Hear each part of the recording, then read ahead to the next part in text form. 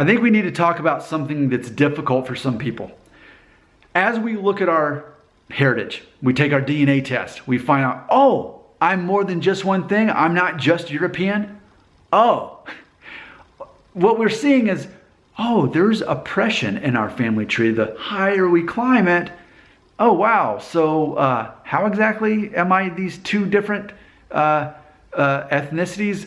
Was that a willing relationship on both ends? And that's the thing. If you study history just a little bit, you'll see that the history of the world has been founded on, how can I put it lightly, certain nations taking over other nations and therefore interbreeding with other. Yeah, and it's not just with African Americans here in America that, okay, well, I see this happened with a slave master, this happened with a slave. Okay, I understand now why. It's not just that though. Like, that's part of it. Yeah, that's one of the many ways. Think about certain countries like Spain, like when they went down to Central America, and me being part Mexican became part of that offspring of that.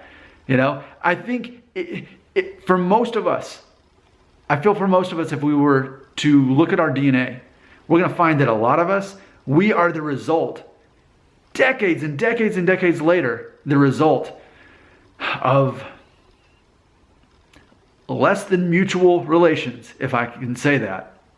Because I don't mean to downplay that, but I think it's important that we acknowledge that. And when we look around at the world and think, man, this is a dark, messed up place.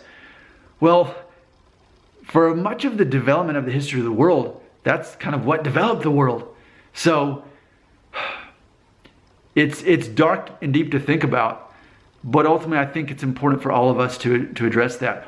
Let me ask you this. Would any of us be here today if somewhere in our ancestry, in our family tree, that every ancestor was part of a willing married relationship? I don't think so. I think there's some dark places in our history, through the history of the world, that ultimately we're a butterfly effect of. That's how we got here. So it's a sad and dark thing to think about, but as I'm reading some of the comments showing up on my videos here on ethnicity, I've had more than one person sort of point that out. And even Patton Oswalt, I mentioned on his special on Netflix, he talked about that too. He's got Mongolian DNA. Despite being all European, he's got a little bit. And there you go, Genghis Khan. So I don't feel comfortable even talking about this. But I'm also the same kind of person that I want to be able to talk about things, acknowledge them, embrace them, so that I don't fear them or see them as something that shuts me down. I want to know the truth. And I think by taking these DNA tests, we're all starting to realize that go far enough up our family trees, we're going to find some things that we don't feel comfortable with. And yet to deny those things mean that we cease to exist.